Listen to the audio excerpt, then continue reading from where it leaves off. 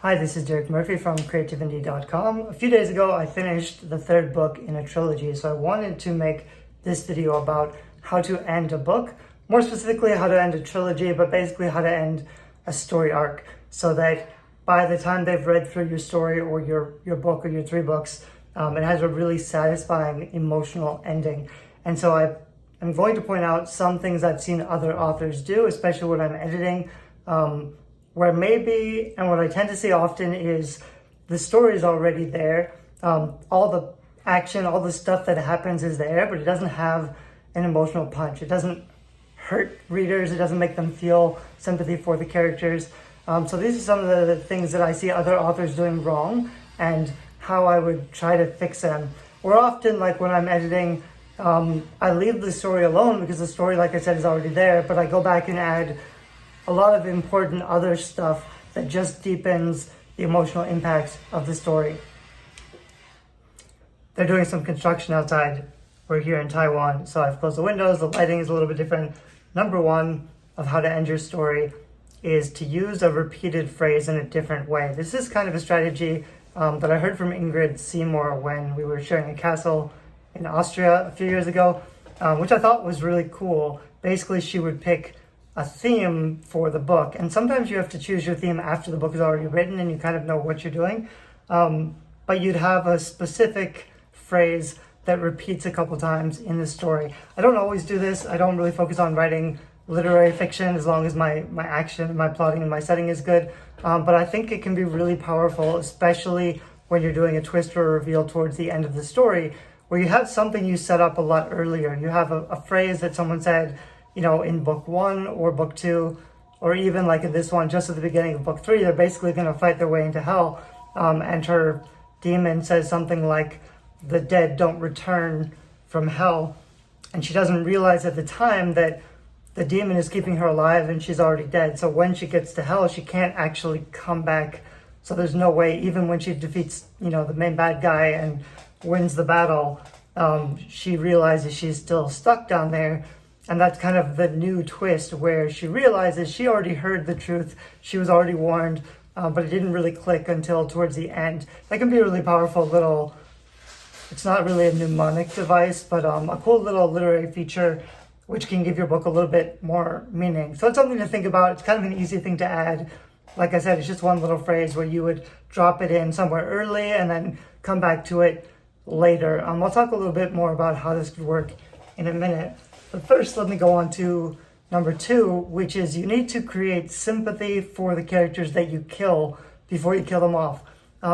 What can happen often is, by book three especially, you probably want to kill some of your characters. It can happen in book one. In book one, I wouldn't kill off a main character or even a side character, but I would kill somebody so that the readers know that these are mortal stakes. These are life and death consequences. So I would show that somewhere pretty early on in a trilogy that, depends on the genre. If this is, romance or comedy, maybe someone can't die. In fiction, the stakes always have to appear life and death. So it's a sense of giving up who the characters think they are, or giving up what they used to want, and growing and changing. So it's kind of a death to the self. It's a death to something. It has to feel like the stakes are life and death, even if it's not a physical death or physical violence or something. In thrillers, usually they'll have like the opening scene where somebody dies, and then the rest of the book where there are consequences that there could be fatal, but you probably don't kill off your main character, at least in book one. I mean, probably you never kill off your main character unless it's a young adult literary fiction where almost always, someone dies at the end. That's becoming increasingly common. So just remember, if you do kill off a character, it has to have a strong emotional impact to the reader. That's not going to happen until you've set up the scene first by making your character a little more likable. So in this particular third book, there was kind of antagonist and an antagonist who became a peer. Now they're kind of working together, and then he dies. And it's kind of a really quick, it's a shock because it happened so quickly. It's supposed to be a surprise, so it does have that kind of like surprise factor, but it doesn't resonate emotionally because we didn't really get a chance to get to know or care about that character. Before you kill someone, you have to make readers feel something for them. So you have to, I think I didn't add as much as I wanted to in this third book, but basically we slowed it down a little bit. You'll see this in movies all the time or TV series where right before a character dies, everything finally works out for them. They finally get their relationship, they get their job back, they feel some sort of peace. Maybe they talk with the protagonist, and they talk through all this shit we've been through, but for the first time, I finally feel like we're making a difference. I finally feel like there's some sort of peace. They're moving on, they're growing. They've kind of completed their character arc, and that's when you can kill them off. You also want to make it matter not just for the reader, but also for the main character. So you want the main character to feel sympathy towards that other character or side character. You want to have them maybe talking about the future or just kind of, having a bonding moment, a shared, nice, peaceful moment. Normally, you don't want peaceful scenes where nothing happens, where there's no conflict, unless you're about to kill off a main character. Then it's good. You have a really strong foil between, this calm scene. If readers were very astute, they would guess that because you're planting that calm scene, something bad's going to happen in the next scene, which is kind of what you want to have happen. So that's just something to avoid. If you're going to kill off a character, don't make it so sudden that you haven't had a chance to put in that little scene that makes the character more likable, which is going to have that surprise death be a lot more powerful. So number 3 in this list is that the main character has to almost lose the battle. So a lot of first-time authors, they'll set everything up and they'll just run through all the action. So if readers, there's like 3 points here that kind of stick together, so I'm going to try to separate them out a little bit. But in this one, it's important that the main character almost loses the battle. They can't come into the battle too strong and just defeat the bad guy. This is the main battle, especially if this is the 3rd book and the end of your series. This has to be a big, epic battle that's difficult for the protagonist to win. It can't be like an easy, quick, violence-only thing. So I'll start there. Also, something I've talked about in the past, I think in one of my books, Plot Dot or something, there's this idea, which I think I got from the Nutcracker movie, which really cemented it for me, which is that there's an inner and an outer battle. While your protagonist is fighting the antagonist in the final battle scene, especially for the 3rd book, there's also the larger war where all the side characters are also doing all their other things. And everybody else is really depending on the protagonist to finish her quest, whatever it may be, complete her goal so that everybody else can complete their missions. They're all kind of waiting on her to defeat the antagonist so that she can finish her mission. I would urge you to make it not just a battle where she just defeats the antagonist and that's it, but where she's trying to do something for everybody else on her team. And so while, all of her peers are out there fighting to the death and losing the battle, they're just trying to buy her enough time to hit the switch and solve everything. She's also having this private interior battle with the main antagonist. So there's kind of 2 different things going on. It's not just about her survival, it's about a much larger issue. It's also about the survival of all of her friends. And she needs to finish that battle. But it can't be too easy. And it probably can't, like when she goes into the battle, she shouldn't be strong enough. I say she because most of my protagonists are girls. She shouldn't be strong enough yet to win the battle. She should be losing the battle, especially in books 1 and book 2. If you've read the Plot Dot or some of my plotting resources, you'll know that the final battle, I think, if I'm saying it right, actually comes before the Dark Night of the Soul, where they have a plan, but it fails. There's a Dark Night of the Soul, and then there's the actual final battle later, after she's discovered her fatal flaw, which is the 4th one. So in the 3rd one, she has to almost lose. She basically almost loses the battle. Maybe she takes a step back and she retreats. Maybe she just, is beat up on the floor, but then she digs into herself and she discovers the thing that she needed to come back and defeat the antagonist. But she wasn't aware that she wasn't ready yet. And in the process of the final battle, she becomes the savior the world needs by figuring out what her fatal flaw was. People also call this removing the shard of glass. Basically, the heroine is broken because they have one little piece of resistance that's stopping them from fully becoming the hero that they need to be, and they reach into themselves and discover the power or the self-confidence or their magic or the secret weapon or whatever. They're finally able to wield the sword because of a character change that happens in the final battle. So that's what the fatal flaw is all about. So rather than just fighting, there's a final battle, they fight, there's a kick-ass fight scene, and she wins.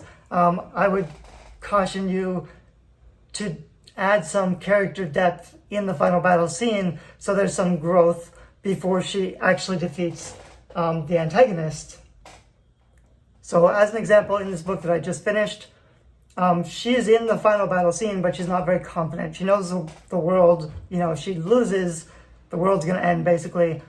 But she's not very confident that she's strong enough to defeat the antagonist. And also, she's just realized that, even if she wins, she's going to be stuck in hell forever. She just kind of married her love interest a scene or two before, so now she has more writing on the challenge, but she also just discovered that she's going to be stuck in hell. So she realizes mid-battle that she got a clue, and she might be able to be resurrected if she can steal this magical blue feather from the god of death. But the only way to do that is to win the battle. So she has to win the battle, not just to save the world or, to survive, to save her own life, but also so that she can enact the next step of a new plan to try to escape hell, basically, which gives her a little bit of an extra motivation to finish the battle and then try this extra plan to steal from the Lord of the Dead. And so I put this down as number 5, which is a surprise twist or reveal, which will generally happen like by the midpoint of any book. They should kind of know who the antagonist is and make a plan for stopping them, which will fail. But you want to leave some surprise reveals towards the end of the book, and even the end of the 3rd book or the end of the trilogy. And this is kind of where, things fall into place. Maybe they knew who the antagonist was, but they didn't know the full motivations or the full plan. Sometimes you have the hero at the mercy of the villain scene where the villain will confess his dastardly plans.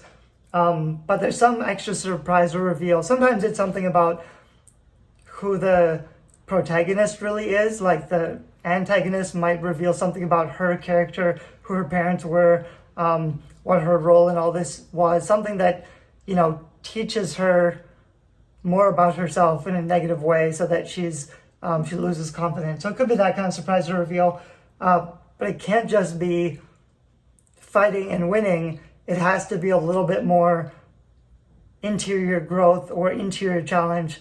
I say in one of my other videos, there should be 3 points of conflict in every scene. So even in the final battle scene, the exterior violence is only one of those 3 points of conflict. The other points of conflict are the interior emotional stuff and the exterior friendly fire stuff where there's conflict between what her peers want or her love interest wants or whatever. There's conflict, even characters on the same team. Even if she wins this battle, she knows she may have to fight against her peers who don't want the same things necessarily. So she's got all this stuff going on in her head. So that was 5. I'm going to run through really quick before I start wrapping this up. Number 1 was a repeated phrase has a new meaning. Number 2 was create sympathy before an unexpected death. Number 3 is she has to almost lose and girdle her loins. Number 4 was a fatal flaw. Number 5 was a surprise twist or reveal. And number 6 is the characters can't guess what that reveal is going to be. So this is an interesting thing about writing intrigue or suspense, where you can't give away too much information. If readers know what's going to happen, there's no suspense or intrigue. Suspense happens because readers don't know what's happening, and intrigue happens when you set up story questions but you don't resolve them. And eventually you have to be resolving the questions that you ask, or else readers are going to get frustrated and give up if it's all just a big mystery. You have to kind of mete out little reveals along the way before you get to your big reveal so that they feel satisfied. But what I've seen done wrong often is that the main characters will guess the reveals too early, and they'll kind of be just wondering, like, I wonder if this is true or this is true. And if they've already guessed the right answer of what's actually happening, then it's not going to be a surprise or reveal. Readers, as soon as you plant the seed in readers' minds, or you have your characters think about that possibility, you've ruined the shock and the surprise and the twist at the end. So you have to be really careful, especially in editing, to go back and delete all of the references. You can have red herrings, which are false clues, and you can have real clues. You should have some real clues which make the outcome potentially valid, so that it doesn't seem like it's just a random wild accident. You do want to set it up so it seems plausible to have the resolution that you want, but you don't want to give it away too early. So you want your characters to be wondering about the truth and asking questions, but you don't want them to guess the actual truth that's going to be the shock or the surprise reveal. So that's something that is difficult to get right, but just try to keep that in mind, where, especially in editing, you want to know, like, if this is the surprise, then you want to get rid of as many hints as possible. You want to make sure it doesn't cross your character's mind, which means you may have to distract her with other things. You may have to plant other possibilities to throw readers off the right path and your character off the right path, so that when it happens, it's a real, actual surprise towards the end. And I'll throw this one in really quickly as well. When the character goes into the final battle, they may think they're prepared to win because they've found the magical weapon, or they've, become really powerful or whatever. But you can give the villain an extra surprise weapon, or something that gives them an advantage. So to make the stakes harder and greater in the final battle, to make it, you've shown all this character growth where you're, hopefully, especially in 3 books, you've made every fight scene bigger and greater, more epic. So, you have to, when you're doing the description for your fight scenes, it's not just about the physical, he kicks her and she hits him with a sword or whatever. It's also about interacting with the broader landscape. And in the 3rd book, or in the final battle scene, you want to make that landscape as big and intimidating, as epic as possible. So in mine, for example, instead of the 2 main characters fighting, they also unleash these giant demons who are fighting behind them, destroying everything else. So she has to stop her opponent and her opponent's demon from wreaking havoc on everything else. But also, in this book, the antagonist has just earned a new power which allows him to change his face. So while she's fighting him, he puts on a mask of her father or somebody else she cares about to make her hesitate, which gives him an advantage. So kind of like a surprise, extra unexpected weapon or power that your villain has, which gives him the upper hand.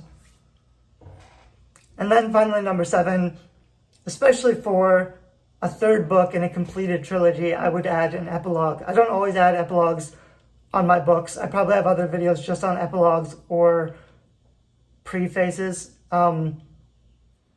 or prologues. I had to stop the video to remember the word prologue. Prefaces are more for nonfiction. I won't get into prologues here. I'll make another video soon if I haven't already, but a prologue is more about setting up the scene and the conflict and grabbing attention early on, possibly squeezing in some backstory. I think it's better to go without a prologue if you can, and start with the main story right away, depending on the genre. But to wrap up a series, you really want to make sure you're wrapping up all the loose threads, and that can be done in an epilogue, where basically you'd give everybody some sort of a resolution or a happy ending.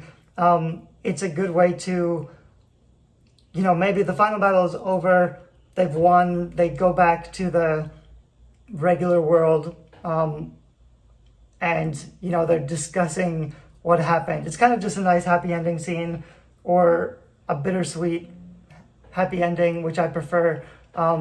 they have to give up a lot to win, so their victory should be bittersweet, because even though they've won and saved the world, they've given up a lot. But you do want, probably for most genres, your main character to get some sort of a happy ending, which is something that you can do pretty well in an epilogue. And you want to make this really sweet, because you've set all this stuff up. You've carried your readers through 3 books, through all this action. You want there to be an emotional payout that kind of hints that, it was worth it. It was all worth it somehow, or even though there was a lot of suffering and hardships, in the end, the main character at least survived, at least got some sense of a happy ending. And also some of the other supportive characters might have kind of a happy ending too. Probably somebody would die. The main character that I killed, I actually brought back at the end of this book. We have like 2 or 3 different epilogues in this one, which is a little bit weird. She doesn't come back from hell. It switches over to her love interest point of view for a few chapters, and he goes back to the real world and does some fighting on her behalf, but he waits for her, and eventually she comes back. So it's like a really long, extended 3 or 4 chapter wrap-up scenes after the main battle, which I wouldn't do for a single book, but because this is the end of a trilogy, I think it works really well. I think it's a really satisfying ending. Anyway, hope this video helps a little bit if you're trying to finish a book or finish a trilogy, and you want it to be a little bit more satisfying for your readers. The importance of all this stuff is you have to keep readers reading with intrigue, conflict, and suspense. That's what gets them to turn the pages. You can do that without so much emotional depth, but if you want them to finish reading and feel like the journey was worth the time, which will lead to better reviews, it'll make them more likely to become fans or sign up to your email list or check out other books. They may finish reading your book, which is a hard enough step on its own that a lot of authors don't get right, because there's too many books and it's too easy to give up. If a book doesn't hold my attention, I'm gonna skip out in the first couple chapters. But even if it holds my attention all the way through, and I get to a dissatisfying ending, then I'm gonna feel cheated or frustrated with the author. So this is the stuff that makes a big difference. Once you've got readers to follow you, not only in book 1, but actually finish reading the entire trilogy, it's really important that you allow them some sense of closure by having a really tight resolution in your story. Otherwise, they're probably not going to trust you to finish more books that you've written. Hope that helps. Bye-bye. Thanks.